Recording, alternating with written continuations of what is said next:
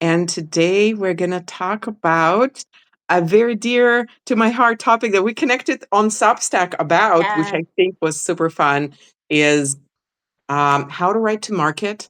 What is genre? Why is it important? And basically, how to write to market without selling your soul, which is important, which is Mhm. what I always hear when I hear write to market. It means like, don't write what you want, write what you have to, which is not true, not true at all. So we're going to talk about that. And before we start, Emily, could you please introduce yourself? Yes, this is my very first Substack Live. So thank you so much for inviting me. I have been a writing coach for 8 years. And so I've worked with fiction and nonfiction. But about, a year ago or so, I wrote a book with a client who writes in genres. She writes psychological thrillers. She writes so many a year, and she's so happy. And so she invited me to write this book with her, The Rapid Novel Blueprints. And I have just had so much joy and connection in genre that when you invited me to talk about this, of course, write what's in your heart. But when your heart can meet with a genre, it's meeting with a community, it's meeting with people's psychology. So I thought this would be a fun reframe to just talk about how genre is happening in the market now in literary fiction, in memoir, in just all of the different things that I know we all want to write. So, yeah, let's bring it on. Excellent. I think my first question is when people talk to me about genre and they are like, "Oh, does it mean that I can't blend genres? Does it mean that I have to pick one thing?" And like my answer is no. Genre blends are totally a thing that like you just need to know that you're blending these genres, or you can explain it to the reader which genres you are, because genre mashups are, I always think about Brandon Sanderson's now why am I blanking out? The very first book that he has published. Oh my god. So it is I love Mistborn. Yes, Mistborn, that's my that's it. favorite. Mistborn. Is it? Did I get it right? Yeah, Yes. Okay. Mistborn. Because it is a fantasy. It's clearly a fantasy, but it's also a heist. It is Yes, very much and a it has heist. political aspects, which I love in any sort of book. And I think this is really cool because, of course, the genre blend that people have been talking about the most is romantasy. People are romantasy, romantasy, Yeah, romantasy. yeah. But this is the wonderful thing about fantasy as a genre is that when you're building a world, you can build a political world. You can build, a romantic world. You can build a dystopia, and so you can take fantasy and then draw inspiration from any genre you want. And I will say, I was querying, helping someone Mhm, query a magical realism book recently. mhm, mhm, mhm. And I wanted to be able to do, witchy paranormal fiction.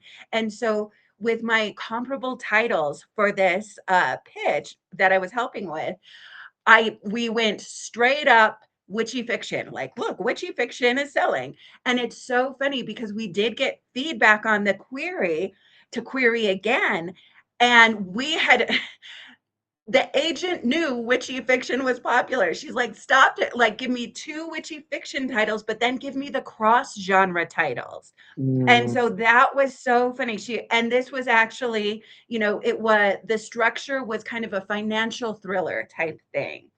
And so she's like, give me two witchy titles, give me two thriller titles, and then I'm going to understand this book. And so, of the course, we're going to crossover. go Yeah. back to market. We started small. We were so lucky to get feedback, but it's really fun. And actually, that feedback made me so excited to continue working on this because right away I went shopping on Amazon and I got some thriller titles so that I could learn from those as well. So people are looking for cross genres.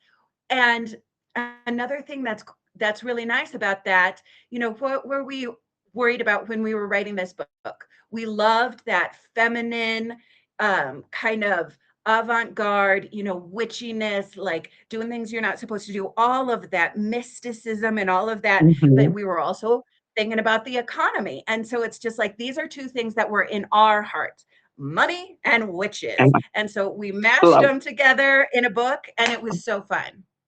I think that's so great. Yeah, I had a talk at a summit last year where I talked about comparison titles, and now I sell that as a separate product Mm. because whenever I talk to people, I talk about comparison titles, and I feel like comparison titles and writing to market go hand in hand because I think comparison title is almost like your proof of the fact that what you are writing or written or are going to write is something that readers are already interested in. And I think the biggest objection that I have from writers that I work with, they're like, well, I want to write something that nobody has ever written so that I surprise and delight the readers. And is it possible and does this exist? Yes, those kinds of books exist. But to me, they're more like lottery ticket winners. They are occasional, and a lot of times they are the new genre trend.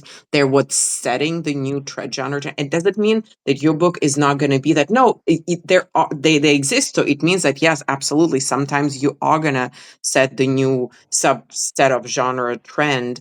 But most of us, most of the people, and maybe like I'm ruining people's dreams, we are creating work that is something that readers already want and they want more of, but we're giving them our own flavor. Like I'm writing what I'm calling right now an urban fantasy, but I'm not actually sure. It's definitely a fantasy, but it has like witchy vibes. It has witches, vampires, and demons in it, but it also has like ancient gods in it, and it also has a little bit of Da Vinci Code, where they have like Awesome. Yeah. ancient languages where they have to go and uncover artifacts and kind of like discover things. So it is definitely a genre blend. And when I'm looking, going back to what you were saying about the comparison titles, I'm looking at, well, because there is kind of like a thriller decoding of things comp titles.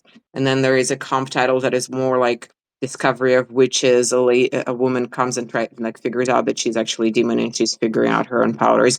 And like how can I show in my comp title, to going all back to it, I think comp titles, comparison titles is a litmus test of, oh, people are already reading this. There is already an established readership of this type of a book. So when you have your book, when you're marketing it to the agent or directly to the consumer, you know that these readers already exist. They're already people looking for that kind of a book, right? Does it make sense? Like, Absolutely. Yes, absolutely. And I think another way to just think about it is this is a conversation that people are having. It's impossible. We're how many hundreds of years, into the printing press and thousands of years into language and story.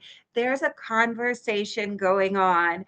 And I do think that's so cool. So, when you're talking about gods and goddesses, when you're all of a sudden in conversation with Circe, that book. You're in conversation with so many different books and the different things yeah, that people are bringing to the table. And readers are intelligent and they're excited and they are in these conversations already. And so don't put your blinders on to the conversation. It's a like every single genre is a reading community where people are looking at the world in different ways. And so I do think it can ease your hackles when you think of a market in the classic thing of, a marketplace is where people would come and gather and trade ideas and have conversations and salons and all of those things. And so I would say, especially in this day and age, it's impossible to enter a market without being in conversation with other authors. And those other authors are so cool. And yeah, so, and you get to choose when you choose your genre or you choose your cross genre, you're choosing what's important to you and you're choosing the parts of conversations you want to be in.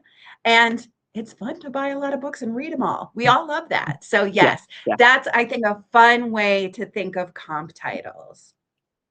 Let's go to our kind of big topic today, right to market.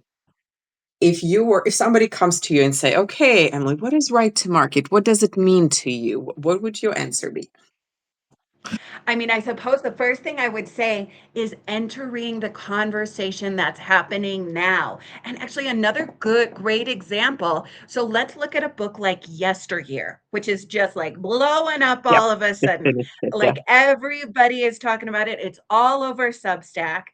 And so that book, it's written to market, and in fact it was purchased, like it was an acquisition, it was an expensive acquisition, which I think is very interesting, but they were worried that it was going to become irrelevant, and so they pushed it to market fairly quickly. And so let's think about if we were to say Yesteryear was pushed not into market, but into a conversation. Yes, women are trying to figure out this conversation. Women are having that conversation on Instagram. Men are having this conversation. It's about this conversation that's happening right now.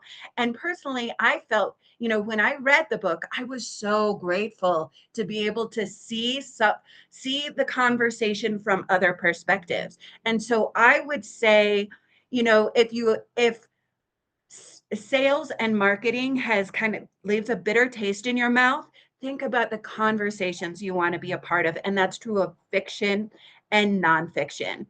And I would also say, and I think this is really interesting, understand that publishing houses are protecting, they're not a validation system, like Mhm. you can build something, you can build your own conversation as well. And self publishing, I love the conversation that's happening in self publishing. When we query a book, we have to just nail that sucker down. You know what I mean? We have to get ready. It's almost like, I don't know, like Miss America pageant or something. It's Mhm. like they don't, you have to get it ready for an audience in a different sort of way. And that doesn't make it more worthy or better. And it in itself is entering a certain kind of conversation. We're putting our hearts into these messages, which is great. And I am like, I could tell the author who wrote Yesteryear, she put her whole heart into that conversation, and it was a very marketable book. But you don't have to be like stage ready with your first book. It is actually so much more advantageous to not put yourself in those strictures at first, and really just the market, so to speak, is right there. Mhm. You could publish a book just to experiment and see what it's like to publish, Yeah. see what it's like to market. And that puts you on so much better footing than worrying too much about these highfalutin markets Mhm. that we're all trying to break into just right off. And so I would say, you can bootstrap your book and learn so much on the way. And if you really, I mean, one thing that I am loving about Substack is that a lot of authors who were not top of their publisher's list are writing about what that experience was like. They didn't make their advance back in the first quarter. And then they get kind of, sorry, we're a corporation here, we're a business. We gotta keep our bottom line. You can take this on, market this book, but we're on to the next quarter now. We've got new titles this quarter. I just read a book that was featured. It's called Forestborn. It is a fantasy. It is so good. It's kind of like it's romantasy. It was so good, but it didn't make its advance back first quarter. And so now the publisher is like, yes, well, we've got new romantasies coming out next quarter, Yeah. 3 months. And so now she doesn't have any advantages. She doesn't so Mhm. much. And I was talking about it with another fantasy author who I was coaching, and I was telling him how good it is, and just to be aware that it kind of got ignored by the system. And the first thing he said back to me is, yes, it didn't have a chance to find its audience. And that is, it didn't have a chance to find its conversation. And so many books aren't going to have that in 3 months. Yeah. And And so, and so that, like, there's nothing wrong with that. If your book doesn't find its audience in 3 months, give your, like, don't run into the system that is going to demand that of you, because there's not a lot of advantage in it. yeah, And I have wrote yes, like a bunch of different comments based on what you're saying, but the final one, you were just talking about Cersei and how big that book is. yes. But Oh, sorry. Yeah, I was. oh, no, no, no, no, you're great. You're great. I love this. I love this. This is perfect. Like Cersei and her the other one, the Song of Achilles, those books became popular years after they were published, right? Because of the book talk. Amazing. And I did not know that. I loved those books. yeah. Yeah, yeah, yeah. Yes. They came out way long. You can look up when they came out, but they became popular much later because of book talk, because of their book talk. They picked it up, and that's kind of one of the things where there is a very different. This is how other conversation. The difference between the traditional publishing and an indie publishing. As an indie publisher, your backlist is your asset because a lot of people go back and read it, but you can also like recover your old title and bring it back with new cover trends, with new other things. So everything that you've written before is kind of an asset. So all of those books that maybe you started with and you didn't really know how to market, and you didn't really you were not the person who you are right now 10 years later, you can actually bring those titles up. You can either edit it or you can just recover that, and you can reuse them, and you can bring new life into them because you have that. You're not limited by those 3 months, first quarter. Did it make the money or did it not make the money? But I agree with you. You were saying that a lot of people, a lot of writers put all of their like, oh, if my first book doesn't become the bestseller, then I suck as a writer. And again, I feel like with indie publishing, most of the time that is a good testing and experimentation place where you do not have to have your first book be the bestseller. Your first book is just the first book, and you're learning and you're becoming a better writer, better writer, better writer. And then if you look on average, yes, there absolutely are books that a person wrote just one book or their first book because becomes a bestseller. But I have no data. It's anecdotal, it's based on my observation, but I'm going to venture and say that a lot more authors who are popular right now, they're popular not because of their very first book. It is not their very first book that made them the household name. It is other books that happened later on. And there's so many different kinds of authors. There are authors who are genre authors, have smaller books and repeat, like write a lot of them. There are others that write, 10 books in 20 years, and that like it's so hard to compare yourself, and it really depends on what is your goal and what do you like writing. And that's again why writing to market is important, because if you're writing to dark academia and you want to be like some of the, like, I don't know, Goldfinch, and that's what you're trying to write, and it's like a brick that big, you're not going to write it in 3 months. It's just impossible, right?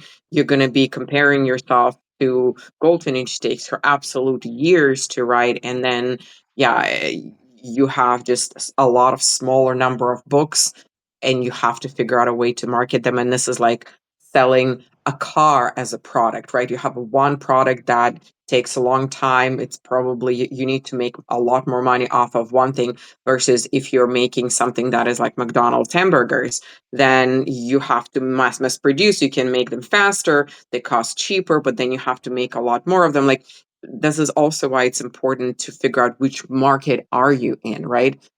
So that oh, in this market, like an indie market, there is a certain expectation that you are going to produce more than one book a year. Do all the indie writers produce more than one book a year? No, but it is an expectation, and this is partially how you make money, is by producing more books, and by quantity you're making your money, right? Because you don't have the exposure to so many people. You have to sell more books to a smaller audience to make your money. And then if you go in traditional publishing, you usually expect you to write one book a year, sometimes less, but most of them are going to expect you to write one book a year because they have access to a wider audience. So you can sell one product, but to a bigger audience. So it's kind of like a different market you're entering. So propositions are different. So it's all of that. I don't know. All of those thoughts were coming through my brain, but I think all of that goes into your market. Because your market is your genre, but your market is also, are you going indie or are you going traditional? Your market will also determine what number of books are you expected to produce a year? How long of a book are you writing? As a result of all of that, how much time are you spending on each book? What is your time constraint, right? So, what is your budget for editing and all of that kind of stuff versus going traditional versus going indie? So many other things go into that market part as well. I do not know. Thoughts on that? Absolutely. And it's part of just entering the professional arena, which nobody comes out of the womb knowing all of that stuff. And that's the other fun thing about when you publish a book, you start to find what you dislike and what you like.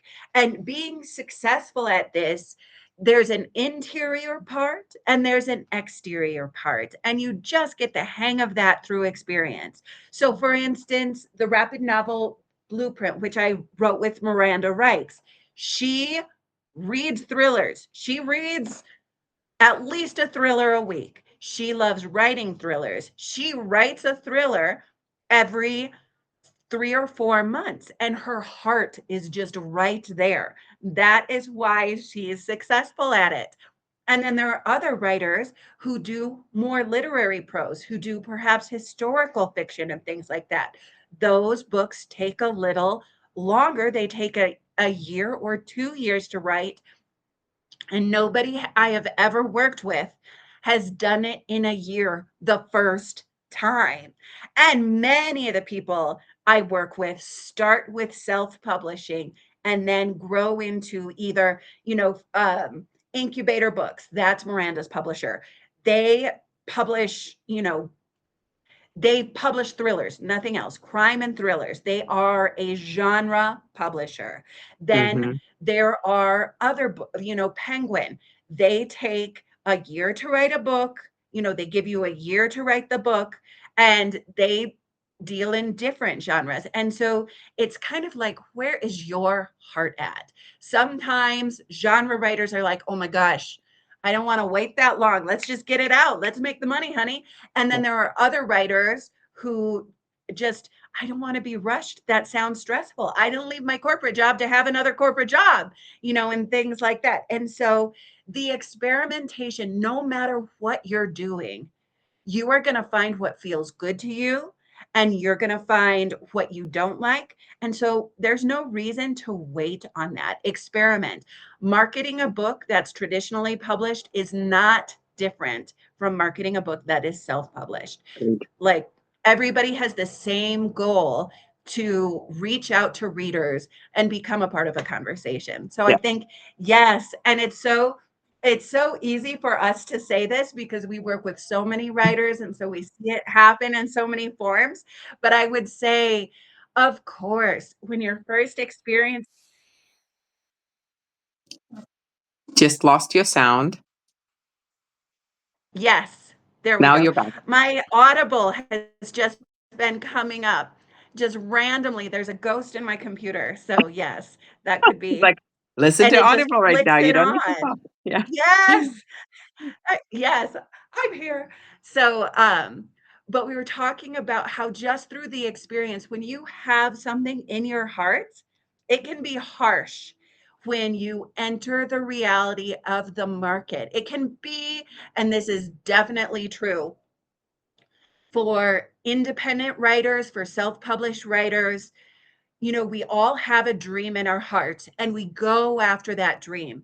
And whether that dream is being a part of a certain conference or a community, and then they say we're not advanced enough to, we don't have enough of a backlist to have a booth at, our Comic Con or whatever that is, there's gonna be a moment where your dream interfaces with the challenges of the market, and then it's inevitably about resilience and how you navigate it and how you move through.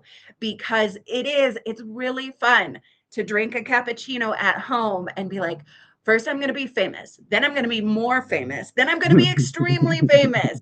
And that can always be true. But there are the hurdles that you're just going to have to jump first.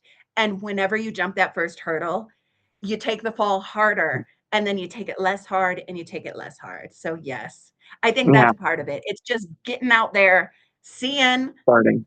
what hurts, getting some calluses on your hands so you're not as sensitive, and then just being a part of the Mm. conversation. I suppose I've never said that much in a interview, It's but kind of, yes, it's just well, that's think of great. it as a Yeah, conversation.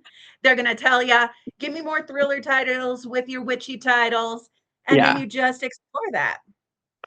The name of this the lives that I'm doing, and I've started doing them like years ago on Instagram, and now I'm doing here on Substack, is writing conversations. And then when I first came up with that name, people were like, "Oh, you're gonna be like Yes. how to write conversation?" I was like, "No, no, no. This is writing conversation. This is conversations about writing. This is conversations about marketing. This is conversations about being an author, mental state, everything. Like writing conversation, it's like a lot. And what you're talking about being part of the conversations is exactly why I call this writing conversations, because this is marketing, knowing where your book belongs and knowing what is it that you want to write is part of this internal conversation that you have with yourself about writing. Because I think and when we before we went live, I was talking that I am an experimenter at heart. I always try things, and Yes. then it just means that a lot of things fail. It means that I fail more than I succeed. But I think that is part of the entrepreneurial spirit. If you talk to anybody who is an entrepreneur, they are, especially a serial entrepreneur, they have succeeded in one or two ventures, but then they have a lot of ventures that they failed at, because you can't 100% know when you start that this will work. The same reason why Random House is called Random House, because they're saying publishing is still random. They are a publisher. They know, they have the data. They have done it over and over and over and over again. And still in writing, there is no guarantee. There is nobody who's going to say to you, okay, if you do A, B, C, D, E, you 100% will get a bestseller. No, there's certain steps that you have to take to become a bestseller. One of them is publish a book. You cannot become a Yeah, best-selling author in your without head. having a It published book. feels good. Yeah. Right, so but having a published book does not guarantee being a bestseller.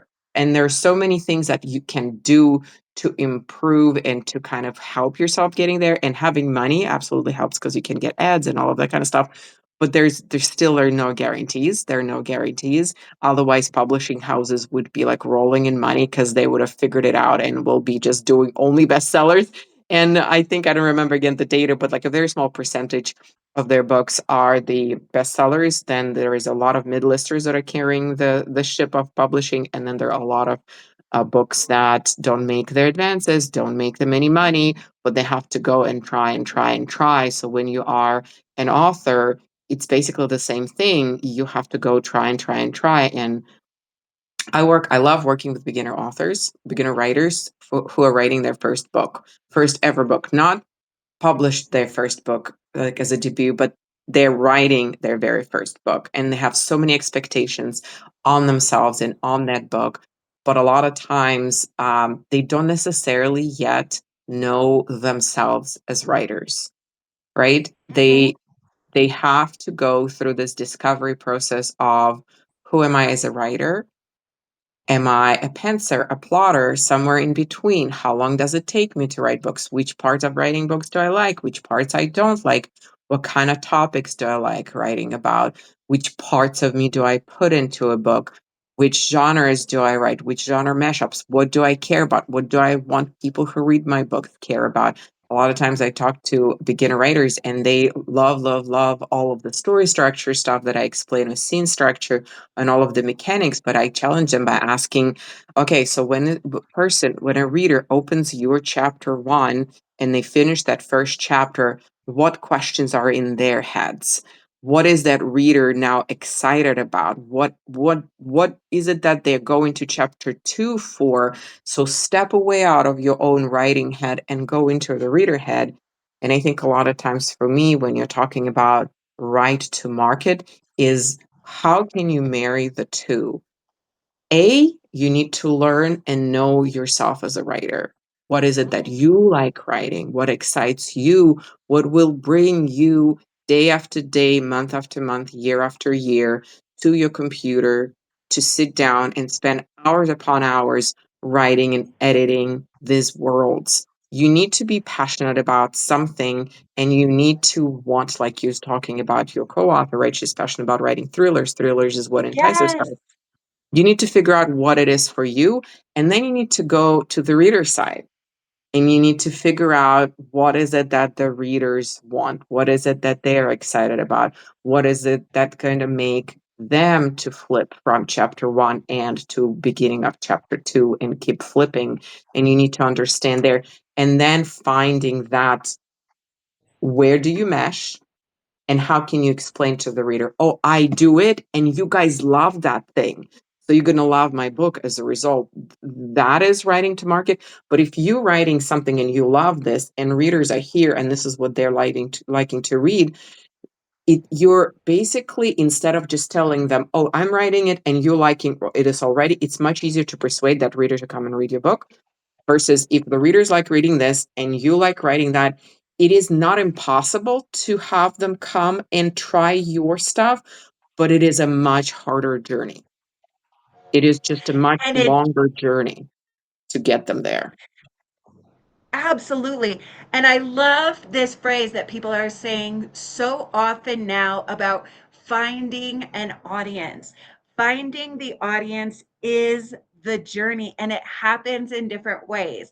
Another client, KP Bradley, Kim Bradley, she's also on Substack. She wrote to me last weekend, 4th of July weekend in the United States, and she said for the first time, she sold $800 worth of books in a single weekend. She writes historical fiction.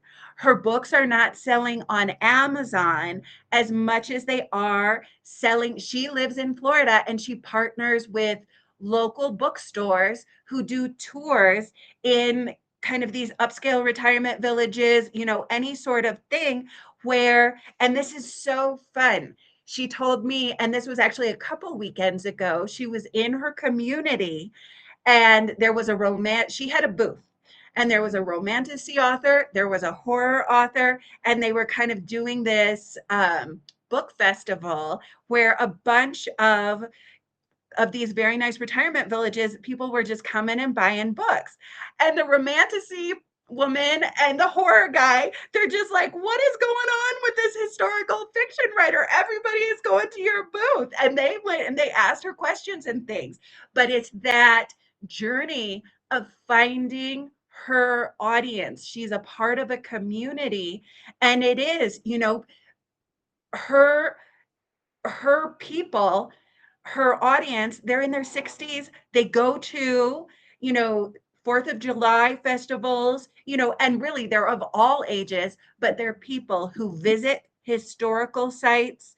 They want to live, they want to experience what it was like for people to have that journey at that time. They want to enter in other times. That's not the same audience as romantasy or horror.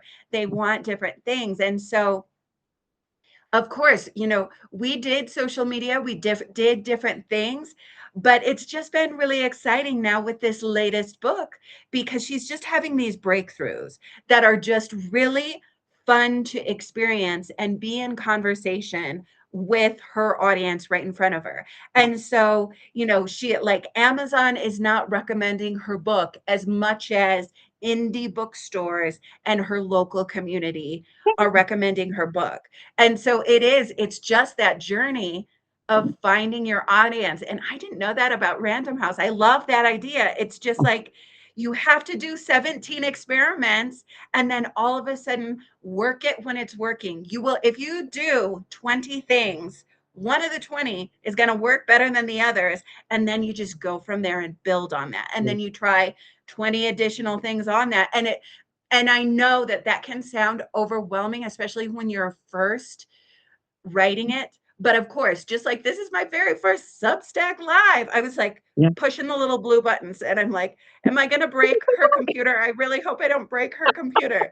But it's just like, and then, my Audible came up in the middle of it. And so it's just like, it's an experiment. And then the next time we do it, it's easier and then it becomes automatic. Same for working within a genre. So for instance, getting that hook right, getting that first chapter right. Why is my reader going to turn the page here? What question am I posing for the reader? What's my protagonist's desire when you first write your first book? Yeah. All of those are different mental processes and they are overwhelming. And then there's Mhm. a point where it's just like it clicks together. I'm going to be part of writing conversations on Substack. I'm going to write my first chapter. And then it's like driving a car. You're just like, I'm Yeah. going to work today and I love my job. Yeah. But it's normal. I think that's the whole thing about skills, right? When we learn how to drive a car for the first time, I remember Yes. learning how to drive a car for the first time and just remembering where the clicker was to turn, to look over your shoulder, to Yes. make sure that you're like clicking. And the first time I had to go and merge on a highway, I thought I will die. I thought death is upon me and I will Exactly. never, ever, I will always be driving in the right lane because how do you even squeeze in when they're whizzing by you this fast? It's just so freaking scary. That is such a great metaphor for traditional publishing because Right? it's like they are whizzing by and it's like 3 months and they make back their advance. How did they do that? You know what I mean? And so that's the thing is that after you have experience, then you're whizzing by too and it ain't no thing. Yeah. But Yeah. yes, of course. And I think that is, if we were to think of people who are just getting their very first book ready to launch. I think that is such a great metaphor. It's the first time you ever merged onto a highway. Yeah. It is crazy and you learn from experience. And so, I suppose the reason that we're talking about this is you have the right to choose how you want to learn to drive. You have the right to choose how you want to create your career, Yeah. minimize the car crashes, and, just keep going. Yeah. Yeah. One other thing with market and genre, I think, this is going to sound harsh. I always preface that is that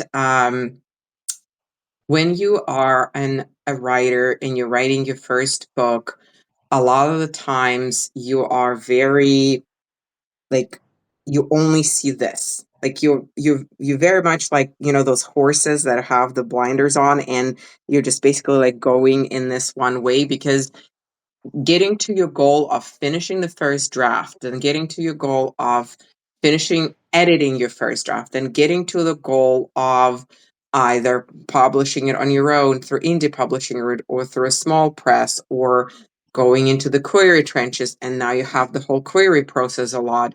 Every time you're learning new skills, you're learning new skills, you're learning new skills, and you're going to be hyper focused on that one thing and on that one track until you get to that published book and how you market that published book and then post marketing. And then at that point, somewhere in that process, so you're basically are running this one track. And then somewhere in this process, you're like, okay, I'm going to be writing now book two. Usually it is when you are, depends on some people, it's after you published your book one. For some people, if is as you're editing book two, like it really depends on where you are and you're going to start your second track as this track is continuing with your book one, you're going to be writing your second book, right? And then wherever that's happening, and then at that point you're going to be writing your third, and then you're going to be writing your fourth, and the other are still running. So now your brain is not only focused on one thing, it's like you're super focused on writing this book, but you're also editing that book. You're also promoting the release of that book. You're also trying to figure out what to do for the backlist of the very first book that you published. So your mind is kind of like everywhere, but also that is what a career author's life is like. And I think that when people are writing their first book, it is important to hyper focus and focus on your thing. But it is also nice to sometimes not be the horse that is running that racetrack, super focused on winning, but go back into the audience of the racetrack and see, okay, there are all of these different horses, and there are 15 different races happening. And there were races yesterday, and they're going to be races tomorrow, and they're going to be races next year. And if you want to be the race horse that is participating consistently, you're going to have to kind of think about this as a long-term thing. It is a very long-term thing. Like if you want to be a career author, it is so many things all the time. And you really need to, going back to like the genre and the market, like you really need to figure out, I think, what is it that you are interested in doing over and over and over and over and over and over and over again across years, right? And people pivot and people do multiple different genres, but like you are gonna be learning about yourself in the process. I'm not sure. I feel like I'm Oh, it's touching on so 15 different wonderful. Yeah, how conversations, much but you'll you learn know, like about yourself. Yes. you need to know what you like. You need to know what you want to do too, right? And it's part of And being it knowing which market you want to be in, right? totally, and the only way you find that out is by putting one foot in front of the other. And yes, and I think that's part of it. You know, we might have our heads down like this in the beginning, because we're learning to take those first steps. Before we learn how to drive, we learn how to walk. And you know, I my very first book was called The Meaning Method. It was another book about writing. I called it the Meaning Method, a spiritual path to writing and publishing. And when I wrote that book, I was writing it in my free time as a teacher at a very, busy private school. And I would just like take whenever I could have a scrap of time in my weekend, I would kind of like build towards this thing. I published it as an ebook. I just did my best. I put it on Amazon. I didn't have a list. I didn't have anything. I think because I told my Facebook group, because I had a brand new Facebook group with 100 people, and 50 of those people, because Facebook was kind of new, but Facebook groups were new anyway. Half those people bought it. That made me $50. I bought some cheap champagne with that $50, but I didn't have resources to really do it. And I didn't even publish a paperback because that wasn't easy And at you that don't have time. to. And you don't have to. Like It, you can do that. You can't only publish an ebook and figure out that piece of it. It's totally yes, like there are no rules against it. it was the best way to get on that on ramp. And then, 4 years, I was just, I quit my job as a teacher. I became a full-time book coach. And then I took those 40,000 words that were in that ebook. I created a new structure. I brought in everything I had learned over the past 4 years as a book coach, and I republished it. I published a paperback. I had a party. I sold several hundred books right on the first day because of what I had built over those Yeah. 4 years. And so then I was going a little faster. Still at the same time, I was self publishing, enjoying it, making a full-time job, but it was just a really good way to go on to an on-ramp. And I just love, Yep. nurturing an author career. Don't worry about the haters or the speeders or the traditional publishing. Just think about what is going to nurture your career as an author. And even people, there's nothing stopping you if you know, got a contract and an advance from a traditional publisher, and then 3 months went by and you realize that their story with you is over because they're on to the next thing. This is your book. I'm talking about Forestborn. Everybody read Forestborn. I saw it, somewhere, like randomly saw it. This woman, she published it with a traditional publisher in 2021. I loved that book. And I knew because she did an interview about her experience with trad publishing. And Yeah. so it's like, now She's peddling her book. Brene Brown, I love in her story, Rising Strong.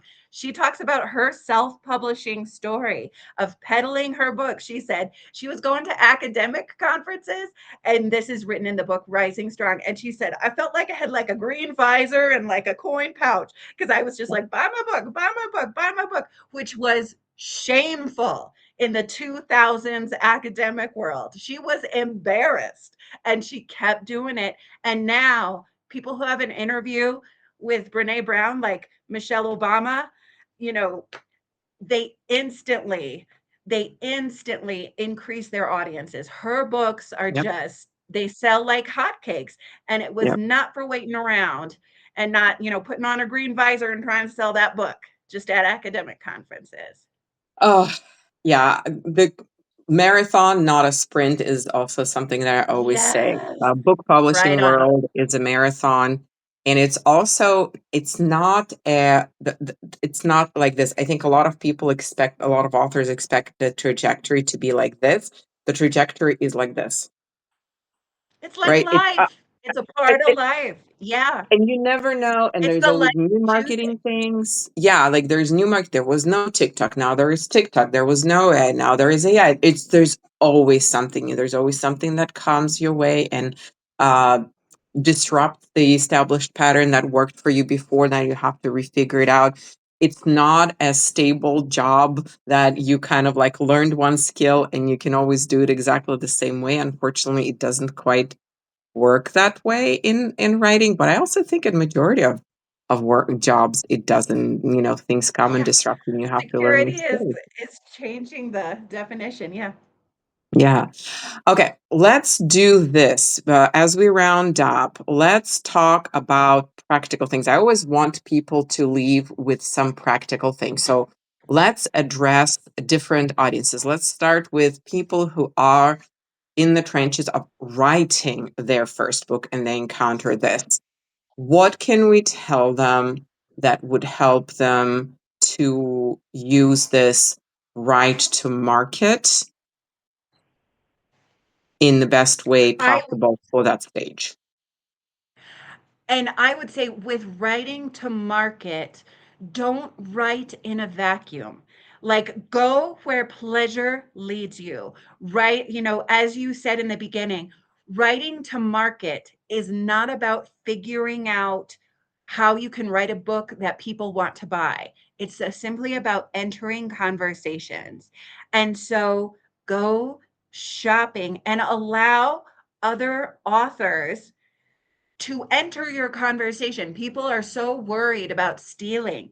And the fact is that people who write books read books. And there's no way that you're never going to be another author. I promise. I work with authors all the live long day, and they all have their own song that comes through their own heart. And so opening up and just being aware of other authors. And you were speaking a lot about um, how you need to know the thing you want to do over and over again. And you will know that you don't have to write an entire book to know that. When you start really enjoying other people's books, ask yourself, and maybe this is the practical why. When you enjoy a book, ask yourself, why did you enjoy that book?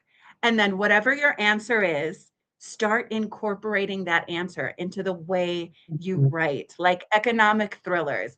I love the smart, I love how smart they are. Okay, I'm going to try to make smart characters. I care about what happens with the economy. Oh, okay, I'm going to incorporate that. So whenever you like something, ask yourself why you like it and then allow that to inspire you. Mhm. I love this. I had a conversation about this, a writer's id that Jennifer Lynn Barnes talks about, where you as a writer have your ids, like in id, like ego and id. What are the things that you like writing about? What are the topics? What are the things that fascinate you? And you are Mm. also, as a reader, a lot of times they cross over. What you like writing about and what you like reading about a lot of times match. So have your readers id list, writers id list, and kind of go back and get that out and incorporate into your own books. I think for me, a right to market, if you're writing your very first book, is if you're saying that my book is like no one else's book and no one else has written this book before, and there is no place on the bookshelf that I will put my book next to, I would challenge you there. I would challenge you there Read because more. Yeah. yes, I'm gonna be saying, hey, go and talk to a librarian. That's the easiest resource I can think of finding. And then just go in Google and say books about and what is your book about? And there are so many books. And yes, there might not be a book like with Brandon Sanderson that is a heist and that is a fantasy and that has mist as a magical element, right? But there are books that are heists, and there are books that have mist as a magical element, and there are books that are fantasy, where the world is not second Earth, but a completely new world, right? Those all exist separately, and that is what your potential where do you sit next to on the shelf could be, right? It's not a combination of all three, but it is each individual thing. So go and identify the components of your book and then find what other books have those components and how do they relate to yours, how they're the same as your book, how are they different than your book, and then you're going to have the language to explain it to people down the road. So I would say I like your like I'm going to do a social media metaphor here. In social media, we kind of are now the algorithm is feeding us Post, what we're post, post, consuming. post. Yes. So like what is it that we like? The algorithm gives out that. And then I go talk to somebody else, and somebody else, like, for example, we're both on Substack. And on my Substack, there's no yesteryear. I am very much aware of yesteryear because of my book club. It's our book of August that we're reading. And because of in general and other social media, I've seen it. But I actually have not seen yesteryear on Substack at all. So my Substack is a very different thing than Oh, your that's Substack. interesting. Yeah, so they're not the same. So I think when you're writing and you're saying, "Oh, my book does not exist anymore," I would wonder if you are just in your own echo chamber of what is it that you are reading or what is where you are participating in conversation. So the challenge is step out of it and go and find out what are other people talking about and what exists out there. And I really, really find libraries a great resource. Going and talking to your librarian, saying, "Hey, what is like this? What is not like this? Or this is what I'm writing about." I've had great conversations with librarians because librarians are very, very well read, and they actually are part of multiple. That's their job to see a multitude of books, and they're going to be able to direct you to that. I don't know. That's where my brain goes to. If you think your book is utterly unique and nobody else has ever written, go talk to a librarian and see if they can tell you other books that could be like your book. And that's such, I love it when people talk about ecosystems. In business, so often people talk about the ecosystem, and librarians play such an essential, beautiful role in the ecosystem of publishing. We are the book coaches, the traditional publishers, the indie publishers, the self published authors, the editors, the librarians, the bookstores. They all play a role in this ecosystem. And it's a beautiful community to be a part of. And so, Mm. yes, having an awareness, because yes, nothing in a forest grows it's by itself. That's why they call it a forest. So just think of yourself, as part of this wider ecosystem. Yeah. Uh, well, let's round it up by talking about where people can find you, what is going on in your near future. Is there anything you're excited about that you want people to know about? Promote yourself is basically what I'm asking. Ah, well, thanks so much. So I am new to Substack. I am the Rapid Novel Blueprint on Substack. So you can find my blog, The Rapid Novel Blueprint. My books are under Emily Tamayo Maher. I used to do literary fiction. I went to the University of Iowa as an undergrad. And so I definitely have a background in literary fiction. And recently I've just kind of evolved more and more into genre fiction. And so, yes, look for me on Substack. I'm right here. I have a newsletter and I send something out, either a YouTube video or a Substack every single week. But thank you so much for inviting me. I love getting to know this community.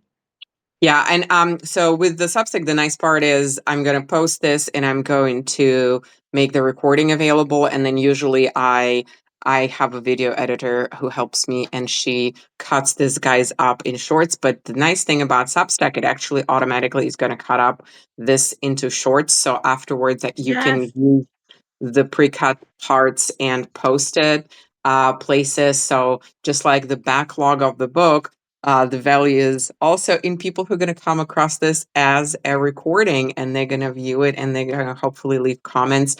um, I will ask you for your newsletter subscription link so that we can get Oh, people great. to subscribe to you as well.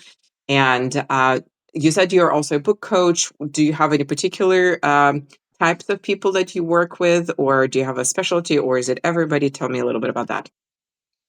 Yes. Well, actually, I have just started a new offering, which is called the Novel Clarity Intensive. And so I do have a really fun freebie, which is outline your book on one page. So I love being able to take a novel, the structure of a novel, and just look at the major, really psychological, emotional, and adventure elements, and being able to get it clear on one page. And so, one thing that I've been doing lately as a book coach is, if people want to book two calls, a 90-minute call and a 1 hour follow up, we just do it. So you can get kind of clarity on where this thing is going within a short period of time. And then you just keep, then, then at least it's flexible. You will change, but you'll have a good handle on what you're changing, and you don't have to get lost. So lately, I suppose I've really been helping with genre fiction, but I have also really been focusing on clarity so that people don't Hmm. get lost in the messy middle. I love, love, love book structure. I've been doing a lot of different videos, and this is always part of my classes, understanding book structure, because I think structure, a lot of people feel like it's a like it holds you in place, rigidly, and it's like a bad thing. And I'm like, no, no, no. Structure is like support. It's helping you It is. be supported where you're like wobbly. Like if you're already good in certain parts, great. But like if where you're wobbly, like if the middle is where you're wobbly, structure is gonna help you shore that up. Right. I think about it as supportive rather than it's not a corset that like gets the air out of you. It's more, Yes. like if your neck is broken and you have a neck brace, it's like holding, I don't know, this is a bad metaphor. But anyways, it's like it's a I think it's supportive. great. Yes. It's not It's restrictive. giving you support. Right Yeah. on. Might be another thing we can talk about in the future is story I'd structure, because love I to. think we both Yes. like that. Awesome. Well, thank you everyone who is live and also who is viewing this as a recording. Thank you so much, Emily, for coming. I know this is Thank random, God I but didn't I break really your enjoyed this. computer. No, and you did it. A gold star for doing your very first Thank Substack you. That live. was my You survived. goal. Now you know this is not scary. This is just like chatting with somebody, but it's being recorded, so it's all good. And Right yeah, on. we'll keep talking. Wonderful. Thanks everybody for listening. And I'm going to be posting the snippets all over everywhere. See you soon. Say bye. Bye.